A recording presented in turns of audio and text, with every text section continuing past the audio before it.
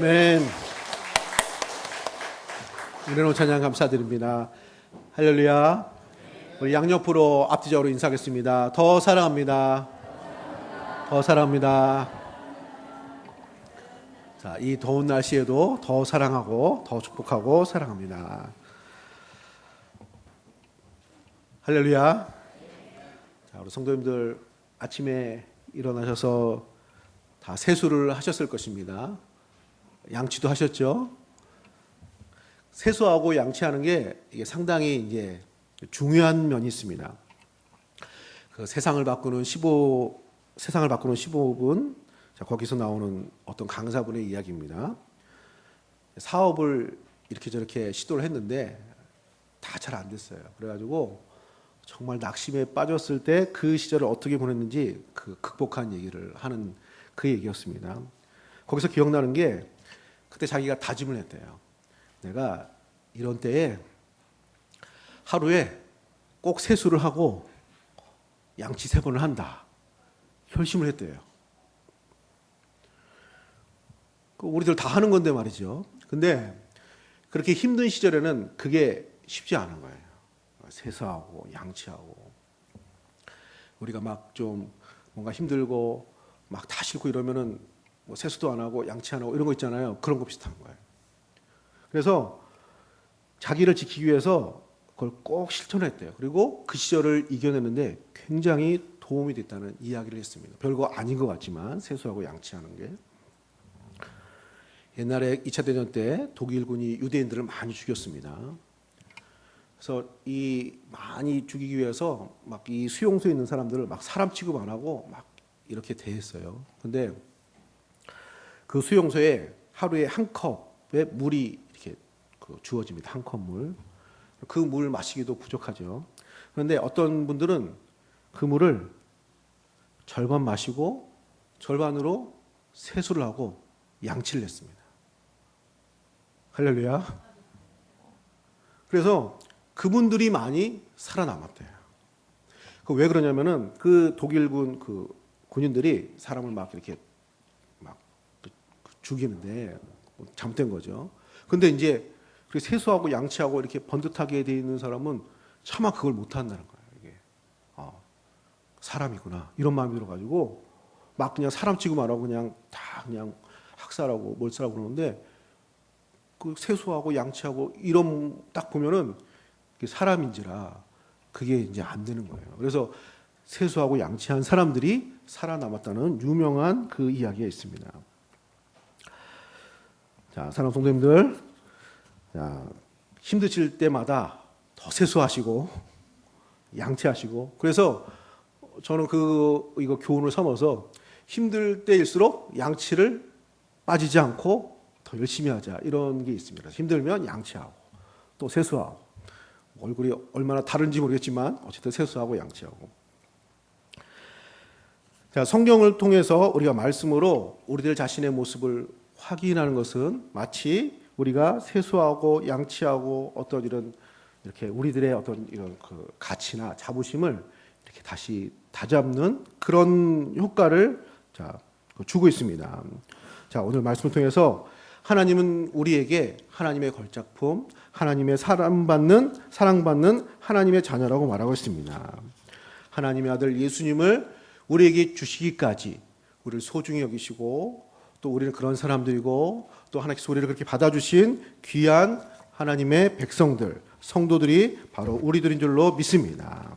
자, 그래서 오늘 읽은 본문 1절 말씀에 이렇게 되어 있습니다. 1절을 보시면 그러므로 그리스도 안에 무슨 권면이나 사랑의 무슨 위로나 성령의 무슨 교제나 긍휼이나 자비가 있거든. 이런 것이 있으면 이렇게 해라 이런 의미가 아니고 우리에게 그리스도 안에서 하나님의 권면이 있고 우리에겐 사랑이 있고 하나님의 위로를 받는 우리이기 때문에 성령의 교제를 누리는 우리들이기 때문에 우리들은 이런 모습으로 만들어져야 됩니다 하고 주시는 말씀입니다. 사랑하는 성도님들, 하나님께서 우리를 사랑하시는 하나님이신 줄로 믿습니다. 또 우리를 권면하십니다. 또 위로하십니다. 또 예배 가운데 우리의 삶 가운데 하나님과 성령의 충만한 교제가 있는 성도들로 우리가 부름을 받은 줄로 믿습니다. 이런 은혜 가운데 있는 성도의 모습이 어떤 모습인가? 또 하나님이 원하시는 성도의 모습은 무엇인가? 사도 바울이 말하고 있습니다. 이 모습은 우리가 하나님께 사랑받은 성도이고 또 만들어져야 되는 그런 성도의 모습인 것을 오늘 말씀을 통해서 확인하시고 또 믿음으로 승리하시는 우리 성도님들 되시기를 축복합니다. 자, 첫 번째로 하나님은 복음으로 하나 되기를 원하십니다. 하나 되기를 원하십니다. 자, 2절에 보면은 마음을 같이 하여 같은 사랑을 가지고 뜻을 합하여 한 마음을 품어. 마음을 같이 하고 뜻을 합하여 한 마음이 되는 하나 되는 믿음 생활, 교회 생활, 신앙 생활이 될 것을 말씀하고 있습니다. 자, 신앙 생활은 하나 되는 것이 중요합니다. 그래서 우리 하나 되도록 가능한 힘써야 되는 것입니다. 교회 안에서는 다양한 배경, 다양한 연령대, 여러 가지 또 다양한 또 생각이 다른 여러분들이 모이지만 예수 안에서 한 몸으로 부름받아 하나가 되었다는 것입니다. 그래서 교회가 교회됨을 지키기 위해서는 하나 되는 것이 매우 중요하다고 말씀하고 있는 것입니다. 자, 그런데 어떻게 하나가 되느냐도 중요합니다. 세상에서도 이 모양 저 모양으로 하나 되는 분들 많이 있습니다. 어떤 취미로 하나 되고 또 어떤 분들은 나쁜 그 모습으로 나쁜 사람들도 또 하나잖아요. 하나가 되잖아요. 또 하나 될 수도 있고 또 좋은 뜻에서 하나가 될 수도 있는 것이죠. 그래서 하나가 되는 것이 중요한데 어떻게 하나가 되느냐, 어떤 모습으로 하나가 되느냐도 매우 중요합니다. 그리고 그 내용을 복음 안에서 예수 안에서 하나가 되라고 말씀하고 있습니다. 자, 오늘 읽지 않았지만 1장 27절에 보면은 이런 말씀이 있습니다. 자, 우리 1장 27절을 보시겠습니다. 27절 같이 읽겠습니다. 오직 너희는 그리스도의 복음에 합당하게 생활하라. 이는 내가 너희에게 가보나 떠나 있으나 너희가 한 마음으로 서서 한 뜻으로 복음의 신앙을 위하여 협력하는 것과. 아멘. 한 마음으로 한 뜻으로 하나가 되어야 되는데 그것을 복음에 합당하게 생활하는 것으로 또 복음의 신앙을 위하여 협력하는 것으로 하나가 되라고 말씀하고 있습니다. 그래서 결국 하나가 되라는 것은 예수님의 복음의 역사에 하나가 될 것을 말씀하고 있는 것입니다. 자, 사도 바울은 여러 교회를 이렇게 개척하고 세웠습니다. 선교사로서. 그래서 성도들을 사실 다 개인적으로 알고 이런 것은 아닙니다. 또 한 지역에 오래 있지 않았기 때문에. 그러나 사도 바울은 예수를 믿어서 세워진 모든 교회의 성도들과 자신이 하나라고 늘 말하고 있습니다. 성경에 보면은 또 성도들 사이에서도 서로 교회가 달라도 예수 믿는 사람으로서 하나됨을 또 지키고 하나임을 이렇게 느끼고 누린다는 말이 종종 나옵니다. 그러면 우리가 하나가 되려면 서로 좀 알고 지내야 되고 친해져야 되고 뭔가 이렇게 코드가 맞고 이래야 하나가 되는 거지 어떻게 그렇게 보지도 못하고 떨어져 있는 사람들이 하나가 될 수 있을까? 그것을 복음의 신앙 안에서 복음의 역사에서 하나가 된다고 말하는 것입니다. 자, 이렇게 설명을 할 수 있겠습니다. 이렇게 고층 빌딩이 있습니다. 고층 빌딩, 아파트 같은 거 말이죠. 막 몇십 층짜리 이런 아파트 단지가 하나 세워지면 정말로 많은 사람들이 거기서 일을 합니다. 막 수백 명, 막 1,000명, 2,000명 될지도 모르겠습니다. 그래서 그런 모습을 보고 참 이 건물 세워지는 게 참 여러 가지로 참 좋은 것이구나. 여러 사람 일자리 생기고 또 그 가족들이 또 소득을 얻고 참 그 중요한 것 같아요. 자, 그런데 그 큰 단지나 건물이나 이런 거 공사할 때 수많은 사람들이 이렇게 모여서 일을 합니다. 그러면 여러 업체들이 들어가는 거예요.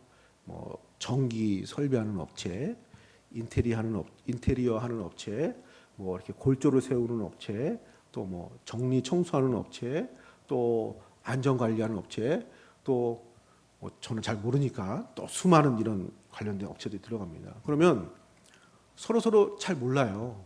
그렇죠? 뭐 그 업체 안에서는 뭐 팀끼는 좀 알지 모르겠지만, 근데 그들 모두가 하나라고 할 수 있습니다. 자, 왜 그러죠? 모두 다 그들의 마음과 생각 속에는 뭐가 있어요? 건물, 아파트가 있는 거예요. 아파트를 짓는데 나는 배선을 어떻게 잘 설계대로 까는가? 아파트를 짓는데 나는 밖에 인테리어를 어떻게 하는가? 나는 칠을 어떻게 하고 나는 이걸 어떻게 하고 우리 팀은 어떻게 하고 다 이런 생각하는 거죠. 그래서 결국은 그 건물이 세워지는데 모두 다 하나가 되어서 일을 하는 것입니다. 물론 분야는 틀리고 하는 일은 다 달라도 모두가 그 건물이 세워지는 아파트가 세워지는 그 공사에 참여함으로 한 몸이 되어서 그 일을 감당하고 있는 것입니다. 하나님께서 지금 이 세상에 그런 공사를 하시는 것입니다.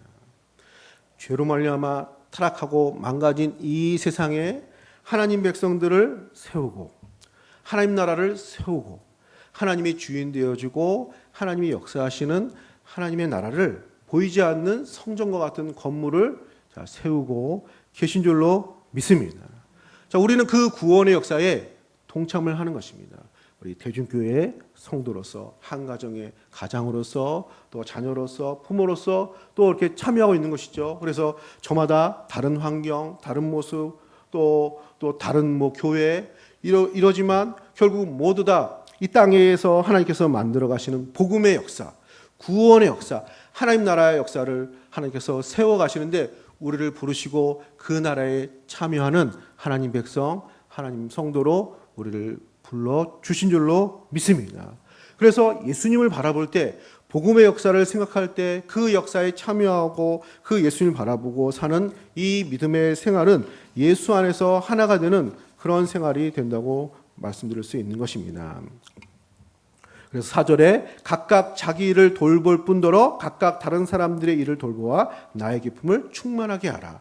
우리 모두가 복음 안에서 한 이런 하나님의 역사를 같이 감당하는 것인데 저마다 맡겨진 자기 일을 돌아보고 또 다른 사람들의 일을 돌아보아서 모두가 예수 안에서 하나가 되어서 지어져 가는 것이 교회 생활이고 신앙 생활이고 믿음의 모습이 된다는 것입니다.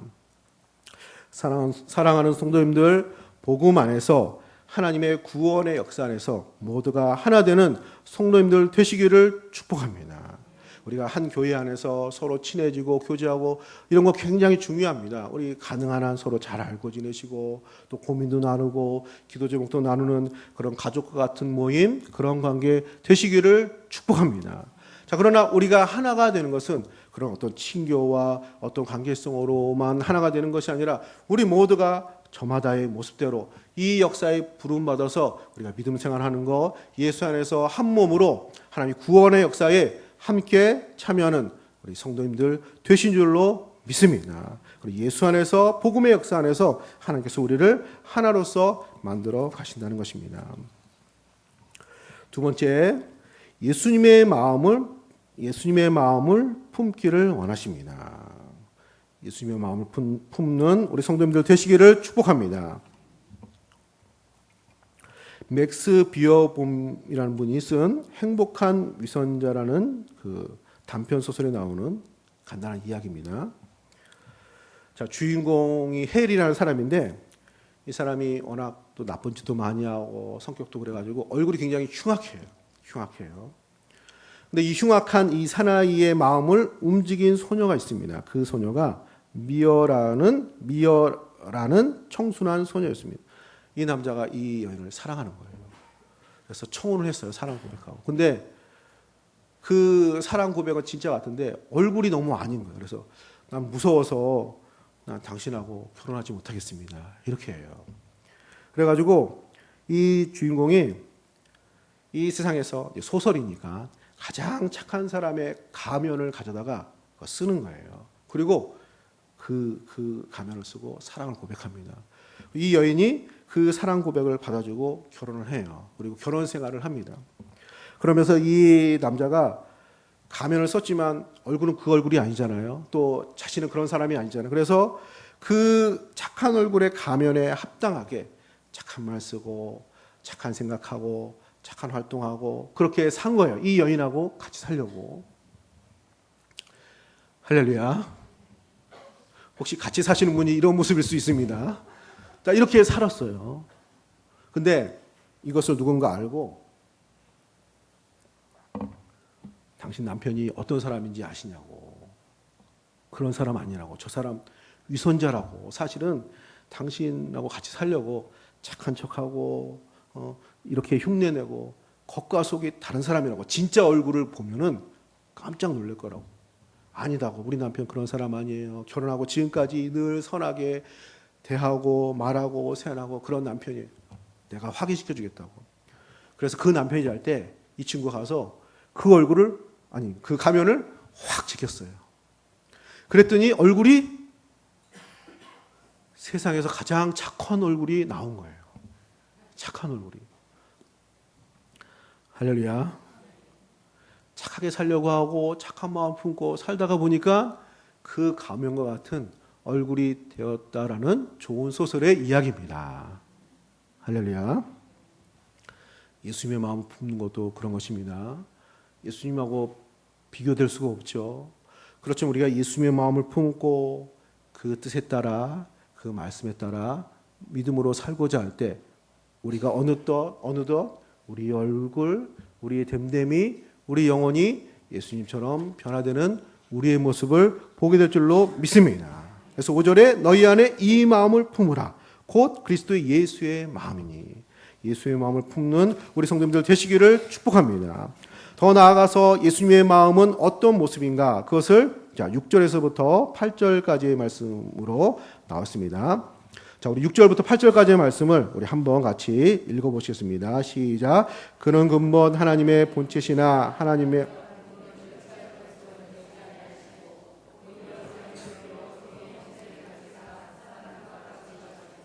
사람의 모양으로 나타나사 자기를 낮추시고 죽기까지 복종하셨으니 곧 십자가에 죽으심이라. 아멘.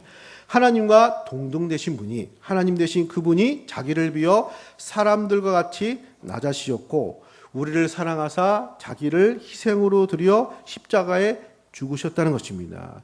자, 이렇게 해서 이것이 뭐라고요? 예수님의 마음이라는 거예요. 하나님의 마음이라는 거예요. 하나님의 중심이라는 거예요. 더 나아가서 하나님의 진짜 모습이라는 것입니다. 이 모습이.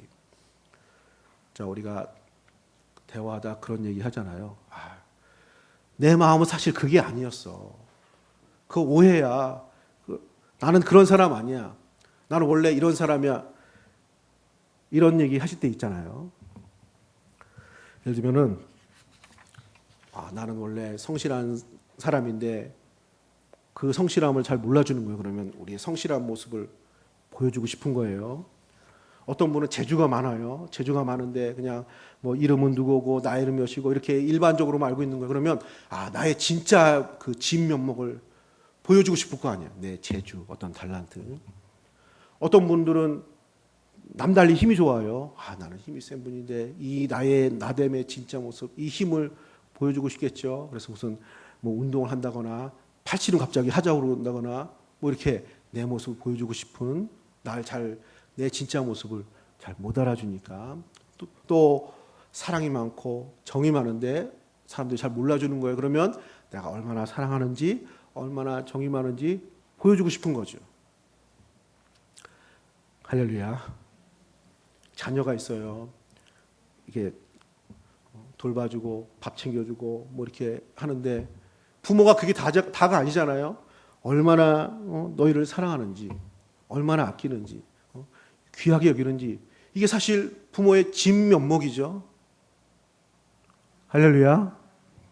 그거를 보여주고 싶잖아요. 잘 몰라주면. 자, 하나님이 그러신 거예요. 사람들은 하나님이 능력이 많으신 분, 무슨 로마의 황제처럼 힘이 좋으신 분, 세상을 호령하는 왕 같은 분, 물론 하나님이 그러신 분이죠. 이 세상을 창조하신 분이기 때문에 무한한 능력을 갖고 계십니다. 그런데 하나님이 진짜 하나님됨의 중심을 보여주고 싶으신 거예요. 그것이 뭐예요? 사랑이에요. 그래서 하나님의 아들을 자기의 모든 권리를 내려놓고 이 땅에 사람으로 오시고 고난을 받으시고 우리들의 모든 죄악의 짐을 지시고 십자가를 감당하사 우리의 구원의 역사를 나타내 주신 것입니다. 그래서 알게 되는 거예요. 하나님은 이처럼 나를 사랑하시는구나. 하나님은 이러신 분이셨구나. 전능하실 뿐만 아니라 우리를 이렇게 사랑하시는 하나님이시구나. 그러면 내가 하나님 믿어야지, 하나님 따라야지, 하나님 좋은 분이지, 이렇게 하나님의 진짜 모습을 보고 우리가 영접하고 믿고 믿음 생활하게 된 줄로 믿습니다. 하나님은 여러 가지 모양으로 자신을 나타내시는데 가장 자신의 진면목, 가장 중심, 마음을 표현하셨는데 그것이 예수님이라는 것입니다. 예수님이 이 땅에 오셔서 우리들의 모든 죄악을 대신하여 희생하시고 헌신하시고 고난받으시고 우리를 구원하신 십자가의 죽으심이 하나님의 본심, 하나님의 진면목, 하나님이 어떤 분인지를 나타내는 그런 하나님의 마음이 담긴 내용인 줄로 믿습니다. 그래서 이 마음을 품으라는 것입니다. 그리고 그 마음이 예수님의 모습이라는 것입니다. 할렐루야. 그래서 너희 안에 이 마음을 품으라 곧 그리스도 예수의 마음이니 하나님의 진면목이 중심이 예수님의 십자가의 죽으심과 희생과 헌신으로 사랑으로 나타나신 것처럼 우리가 하나님의 자녀가 되었습니다. 성도가 되었습니다. 하나님 백성이 되었습니다. 그럼 하나님 백성 성도의 진면목이 뭐죠? 중심이 무엇이죠? 예수님처럼 사랑하는 것이죠. 하나님의 중심이 진면목이 마음이 예수님 같은 모습이기 때문에 우리가 주님을 믿고 따르는 성도가 되어서 성도의 진면목, 중심 이것을 드러내는 것은 예수님의 마음을 품고 예수님처럼 자기를 내어주며 희생하는 참 사랑이 드러날 때 우리 안에서 하나님이 드러나는 것이고 하나님의 마음이 드러나는 것이고 하나님의 자녀된 우리의 진면목의 중심이 드러나는 시간이 될 줄로 믿습니다. 그래서 예수님의 마음을 품으라는 것이죠. 그러면 하나 되고 이 땅에 빛과 소금의 역할로서 하나님을 드러내는 성도의 역할을 감당하게 된다는 것입니다. 사랑하는 성도님들, 예수의 마음을 품는 성도님들 되시기를 축복합니다. 예수의 마음을 품을 때 우리는 하나님 나라에서 예수 안에서 하나가 될 수 있습니다. 예수님의 마음을 품을 때 우리는 예수님의 모습으로 변화되어지는 놀라운 축복을 경험하게 될 줄로 믿습니다. 세 번째로 우리를 하나님 나라의 빛으로 부르셨습니다. 예수님께서 우리들을 향해서 마태복음 5장 13절에 너희는 세상의 소금이니 소금이 만일 그 맛을 잃으면 무엇으로 짜게 하리요? 너희는 세상의 빛이요 세상의 소금이라 말씀하셨습니다. 오늘 읽은 말씀도 그런 내용이 나옵니다. 15절 말씀입니다. 15절을 보시면 이는 너희가 흠이 없고 순전하여 어그러지고 거스르는 세대 가운데서 하나님의 흠 없는 자녀로 세상에서 그들 가운데 빛들로 나타나며 예수의 마음을 품고 예수 안에서 하나 된 성도들은 세상에서 빛들로 나타나게 된다는 것입니다. 그리고 그것을 사모하고 소원을 두고 생활하게 하신다는 것입니다. 13절입니다. 13절에 보시면 너희 안에 행하시는 이는 하나님이시니 자기의 기쁘신 뜻을 위하여 너희에게 소원을 두고 행하게 하시나니 우리가 세상의 빛이요 소금으로 또 부르셨고 또 그렇게 되도록 빛들로 나타내도록 우리의 삶을 또 인도하시고 감당하도록 하신다는 것입니다. 그래서 하나님 앞에서 어두워지고 타락한 시대 가운데 빛처럼 빛나는 모습이 우리 성도의 모습인 것을 말씀하고 있는 것입니다. 우리 세상의 빛이요 세상을 밝히 비추는 빛과 소금과 같은 모습이 우리들의 모습인 줄로 믿습니다. 스페인의 바르셀로나에 유명한 관광 명소가 있습니다. 그것은 안토니 가우디의 그 파밀리아 성당입니다. 파밀리아 성당. 그 건물이 굉장히 웅장할 뿐만 아니라 굉장히 막 어떻게 보면 좀 신비하게 생겼습니다. 이 성당은 천재 건축가 가우디가 설계했고 그가 만들다가 그런 세상을 떠났고 그 후대 사람이 지어서 100년 동안 지금 짓고 있는데 2026년에 완공이 된다고 합니다. 워낙 그 관광 명소가 돼가지고 관광을 제한할 정도로 인기가 있는 관광 명소가 됐습니다. 그러면 이것을 안토니 가우디라는 사람이 설계를 했습니다. 이 성당은 100년 이상 져야 될 건축으로 처음부터 설계를 했습니다. 그래서 이분이 짓기 시작했어요. 그러면 자기 생전에 이것을 완공할 수는 없는 것입니다. 처음부터 알고 있었어요. 그런데 지은 거예요. 후원을 받아가지고. 그러면 그 다음에 계속 이어질 수 있을까? 가우디는 이렇게 생각한 거예요. 내가 지은 이 일부분을 보고 사람들은 내 아이디어, 내가 원하는 방향 이런 것들에 대해서 같이 이렇게 공감을 하고 또 감탄하고 감동을 받아서 나머지 성당을 건축할 것이다. 이렇게 생각을 한 거예요. 그래서 최선을 다해서 그 성당에 그것이 한 10%인지 20%인지 모르겠는데 일부분을 건축을 하고 그는 세상을 떠났습니다. 그가 완성하려고 했던 설계도나 이런 것들은 다 없어졌어요. 근데 그 지은 일부분의 그 건축물이 너무나 위대하고 뛰어나기 때문에 그 후대에서 나라에서 그것을 계속 연장해가지고 그 가우디가 생각했던 그 모습에 그 가늠해가지고 건축물을 지은 거예요. 100년 동안. 가우디가 만든 그 일부분의 성당의 모습이 사람들로 하여금 보여준 거예요. 아, 성당이 완성이 되어지면 이렇게 영광스러운 모습이 될 거야. 근사하게 될 거야. 이런 것을 그리게 만든 것이죠. 그러니까 가우디가 만든 그 일부분의 성당은 전체를 보여주는 상상하게 만드는 빛과 같은 역할을 한 것입니다. 할렐루야. 교회가 그런 것입니다. 우리가 그런 것이에요. 약하죠. 부족합니다. 예수님 닮은 모습이라 하기에는 부족한 건 많이 있습니다. 일부분이에요. 그렇지만 이 일부분을 보고 세상은 하나님의 나라가 어떤 모습이고 성도들이 어떤 모습으로 만들어질 것이고 하나님께서 만드시는 그 하나님의 나라가 어떤 모습일지 가늠할 수 있는 그런 빛과 같은 역할을 우리가 감당하게 되는 줄로 믿습니다. 그래서 성경은 성도들로 하여금 교회로 하여금 이 세상을 비추는 생명의 빛, 구원의 빛이라고 말씀하고 있는 것입니다. 물론 우리들도 완성품이 아닙니다. 아직 부족합니다. 일부분입니다. 잘 되지 않는 부분도 있습니다. 그러나 결국 그 일부분을 통해서 우리가 온전하게 영광스럽게 만들어질 그 모습을 바라보게 하고 상상하게 하고 꿈꾸게 하고 믿음의 삶을 감당하게 하는 것입니다. 할렐루야. 교회의 모습도 마찬가지예요. 교회도 완벽하지 않아요.